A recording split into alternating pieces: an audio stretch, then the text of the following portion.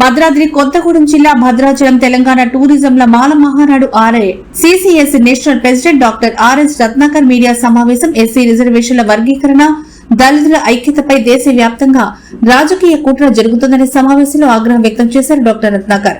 అన్ని రాష్ట్రాలు తిరిగి దళితులను ఏకం చేసి పోరాటం చేస్తామని, రాజకీయ కుట్రలు బహిర్గతం చేస్తామని, దళితులకు న్యాయం జరిగే వరకు పోరాటం చేస్తామని కేంద్ర రాష్ట్ర ప్రభుత్వాలకు హెచ్చరికలు జారీ చేశారు రత్నాకర్.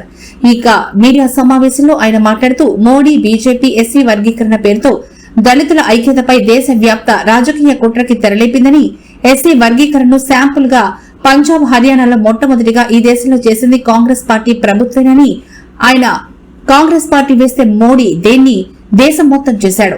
దేశంలో అందరికన్నా ముందుగా ఎస్సీ వర్గీకరణ తెలంగాణ రాష్ట్రం చేయడం, దాన్ని కర్ణాటక కాంగ్రెస్ సర్కార్ ఫాలో అవడం దేనికి నిదర్శనమని అన్నారు.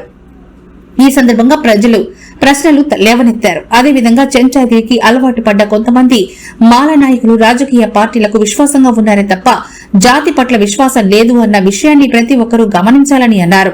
ఇకనైనా కళ్లు తెరిచి బయటకు రండని, ఈ పోరాటానికి మద్దతివ్వండని, తెలుగు రాష్ట్రాల్లో ఏనాడు ఎదుర్కొన్నటువంటి గడ్డు పరిస్థితిని మాల సామాజిక వర్గం ఈ రోజు ఎదుర్కొంటోందని ఆయన అన్నారు.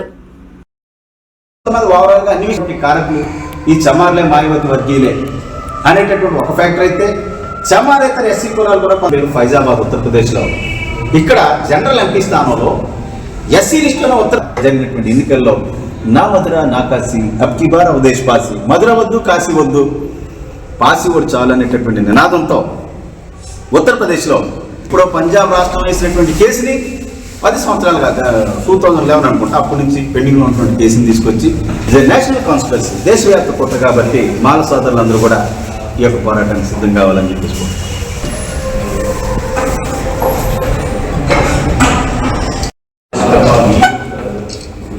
జై మాల, జై మాల, జై మాల, జై మాల.